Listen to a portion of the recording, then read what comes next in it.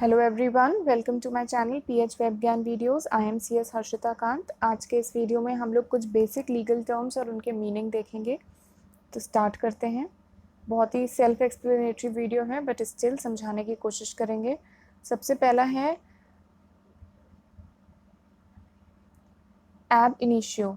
Now एब initio का meaning ही है फ्रॉम द वेरी बिगनिंग। अगर आप लोग कॉन्ट्रैक्ट एक्ट पढ़ा है किसी ने या नहीं भी पढ़ा है तो उसमें मैं बता देती हूँ कि कई जगह ये लिखा होता है कि ये अग्रीमेंट की क्योंकि कंडीशंस फुलफिल नहीं है तो इसलिए ये वॉइड एब इनिशियो है। वॉइड एब इनिशियो का सीधा सीधा मतलब क्या हो जाता है कि ये शुरुआत से ही अग्रीमेंट वॉइड है, इसको हम कॉन्ट्रैक्ट नहीं कहेंगे। ये कॉन्ट्रैक्ट एक्ट में ऐसी लैंग्वेज यूज़ की गई है जिसमें एब इनिशियो का बहुत यूज़ किया गया है।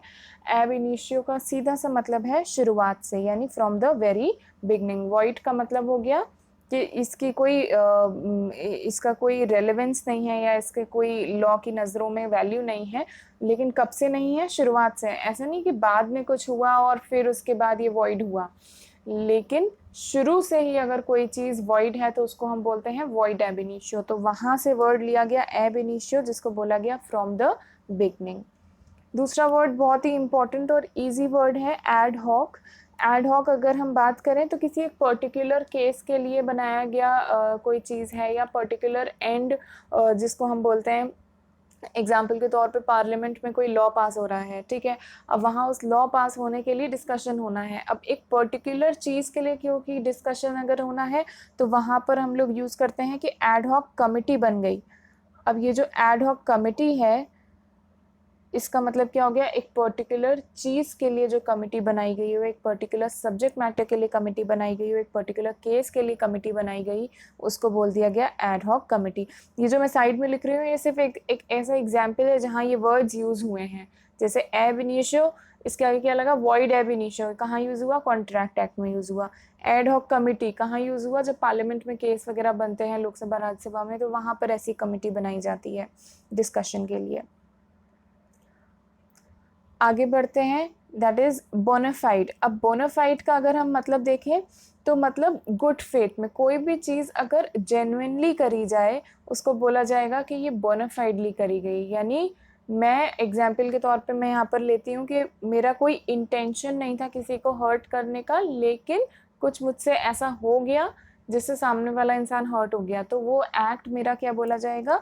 बोनाफाइड एक्ट बोला जाएगा, जिसको हम यहाँ पे जेन्युइन भी बोल सकते हैं। यानी मेरा एक्ट तो था किसी की भलाई करने का, किसी के बारे में सोचने का, लेकिन उस बातों से उसको सामने वाले को बुरा लग गया, तो वो क्या हो गया? मतलब मैंने क्या इंटेंशनली वो चीज़ बोली? नहीं, मैंने जेन्युइनली वो चीज़ करी, इसलिए इसको बोनाफाइड कह सकते हैं।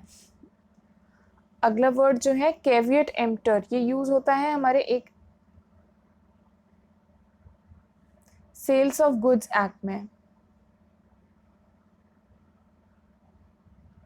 जब सेल्स ऑफ गुड्स एक्ट की बात की गई तो वहाँ पर बोला गया कि कोई भी सामान मैं मान के चलती हूँ किसी शॉप से खरीद के लाई, उसमें सब कुछ दिया हुआ था, मैनुअल वगैरह सब कुछ दिया था।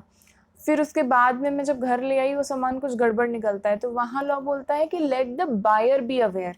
यानी बायर को इतना जागरूक तो होना चाहिए कि वो सारी चीज़ें चेक करके देख करके लाए। तो वहाँ पर ये जो मैक्सिम यूज होती है दैट इज कैविट एम्प्टर, जिसको बोला गया let be buyer be aware. Customer को इतना तो जागरूक होना चाहिए कि जो भी चीज़ है वो उसको देख समझ करके ले करके आए। नेक्स्ट इज डैमनम साइन इंजुरी। अब ये बहुत ही हमने डिस्कस किया है काफ़ी डिटेल में, हमारी वीडियो एक लेटेस्ट में भी मैंने डाली है, पोस्ट करी है यूट्यूब पे, जो कि टॉर्ट से रिलेटेड है। ये वहाँ यूज़ किया गया वर्ड है डैमनम साइन इंजुरिया, मतलब डैमेजेस विदाउट इंजरी। यानी पैसों का नुकसान तो हुआ लेकिन लीगल इंजरी नहीं हुई, यानी कि लीगल इन्फ्रिंजमेंट ऑफ राइट नहीं हुआ। अगर ऐसा है तो उसको टॉर्ट नहीं बोला जाता, it is not considered as tort. तो यहाँ पर जो ये वर्ड्स हैं मेरे याद रखिएगा, डैमनम साइन इंजुरिया, ये पूरा डिटेल में डिस्कशन हुआ है टॉर्ट वाले चैप्टर में, यहाँ सिर्फ हम मीनिंग देख रहे हैं।